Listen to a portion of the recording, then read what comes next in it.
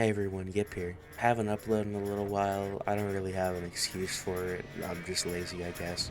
But I'm back and I have a new video on.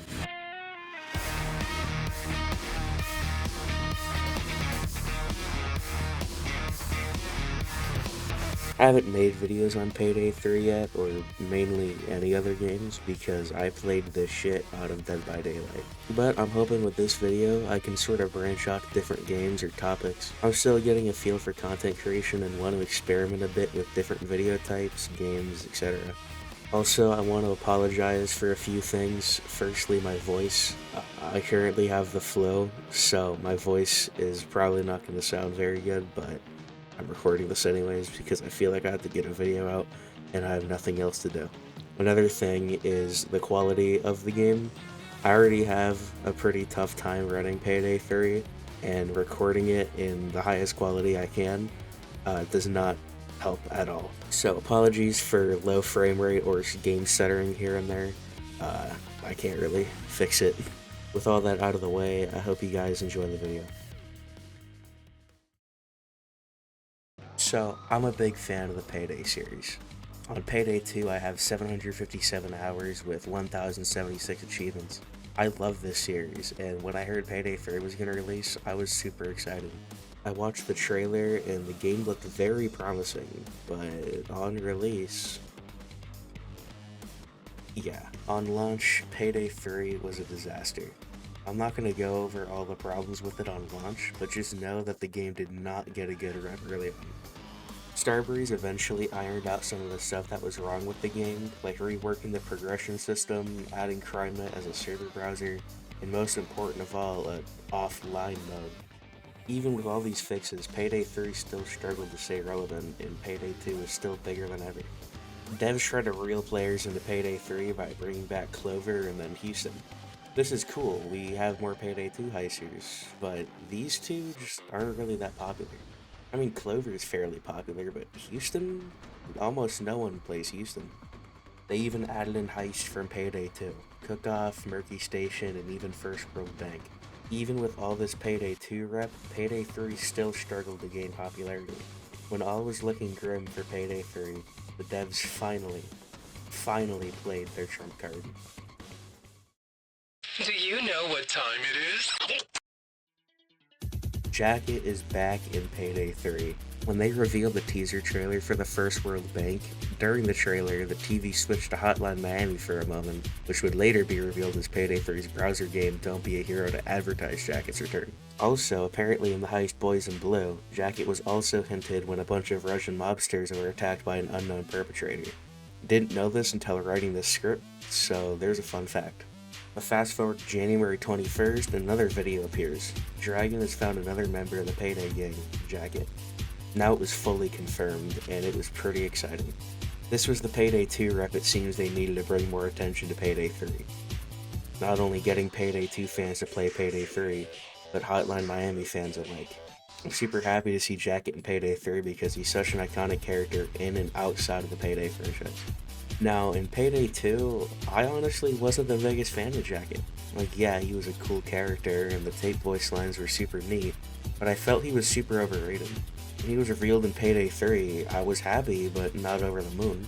But when I saw him in Payday 3, something clicked. His voice lines in Payday 3 are a million times better than in 2. In Payday 2, all his voice lines have the same female voice, with the occasional tape rewind or fast forward. Follow Hoxton. Dallas, please follow. There is a turret. Sealed out of service. It's unique, but only compared to other heisters. All his lines still sound the exact same. However, in Payday 3, his voice lines feel more like he ripped them from a television. There's distinct voices that all use their own speech that could be interpreted. For example, some of his voice lines are from some animal documentary. The herd must work together. If they are to survive, something must be done. The predator becomes the prey. Some of these voice lines are obviously talking about animals, but they could be interpreted as special enemies or any action you do in the game. Or this crazy cultist sounding guy. I am a god made flesh! Do not doubt my power! Do not be afraid, child. I will shine a light in the darkness, and all will be well. And they also have voice lines similar to his Payday 2 voice lines. I enjoyed that. This doesn't work. Please follow. I really like the direction they took with his voice lines this time. They could have easily done what they did in Payday 2, especially considering that Starbreeze is struggling to maintain the game. I appreciate the effort that went to Jackey this time around. For the character pack, they also released a weapon alongside Jackey. Now unfortunately, this isn't its own standalone weapon, it's actually a preset weapon. I was a little disappointed because preset weapons aren't usually that amazing. In this case, it's alright. It's a preset for the Tribune machine pistol, which isn't a terrible secondary, it's actually pretty good. The problem is that the only attachment you get with it is an extended mag. You don't get a sight, suppressor, or anything else to choose from. So overall, there's nothing that special going on for it besides the obvious reskin it gets from being a preset weapon. At the very least, it looks nice. Hopefully someday they rework it to its own secondary or primary for that matter. It's not a total disappointment, but there's still a lot to ask from it. Now, Starbreeze didn't just add one new weapon for this DLC. They actually...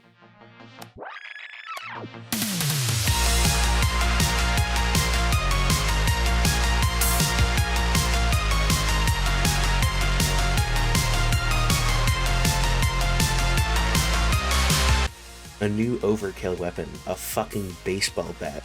This is seriously one of the funnest things I've ever used in a game in recent memory, and especially the funnest thing I've used in Payday 3. Whether it's a minigun, grenade launcher, or an anti-material rifle, when all you need is a sociopathic urge to kill everything that moves in a baseball bat. Swing around like a madman and destroy basically every cop in your path, except bulldozers and snipers.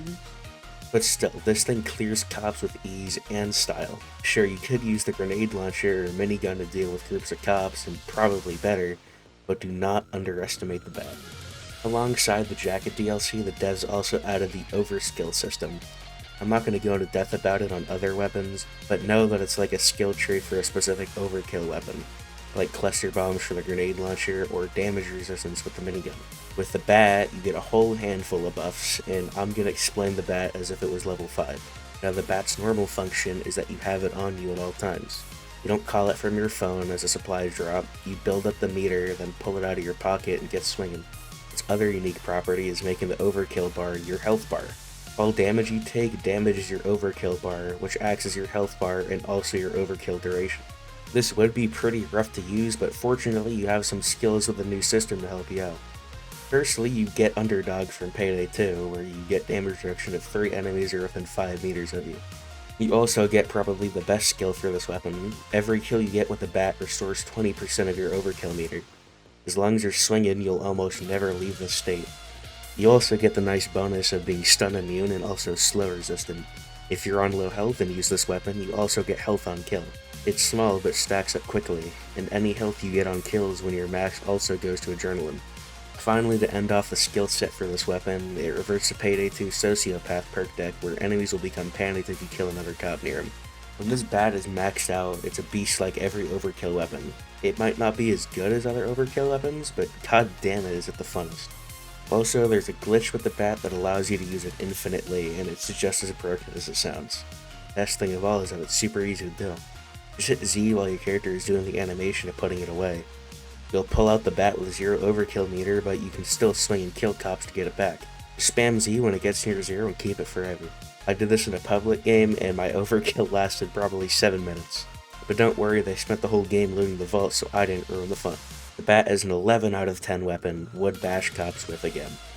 Overall, I'm really happy with this bundle. Although it cost $5, I think the price is worth it for the content in it. Payday 3 has a lot of potential, and I want it to succeed greatly. If paying the $5 for this bundle is the cost for an amazing character with an amazingly fun overkill weapon, while also supporting the game to be greater in the future, I'm all for it. Although I still don't have some of the maps from the tailored DLCs for some reason. There's some minor things in the pack I didn't go over, like a sticker and some charms, but what's there to talk about? They're fine, I guess, and I like the whale.